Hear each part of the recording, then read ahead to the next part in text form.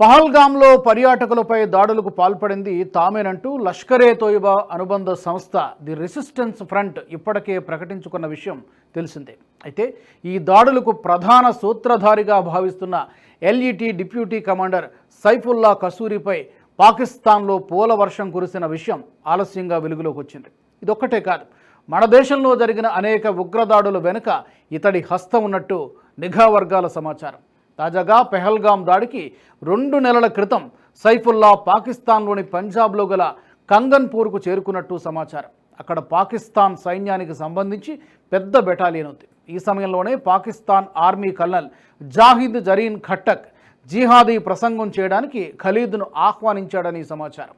ఆ సమయంలో అక్కడకు చేరుకున్న ఖలీద్పై పాక్ కల్నల్ స్వయంగా పూలవర్షం కురిపించినట్టు సంచలన విషయం వెలుగులోకి వచ్చింది.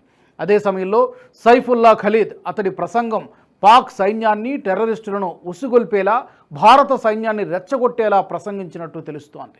ఈ నేపథ్యంలోనే తాజా దాడికి పక్కాగా ప్లాన్ చేశారని భారత నిఘా వర్గాలు భావిస్తున్నాయి.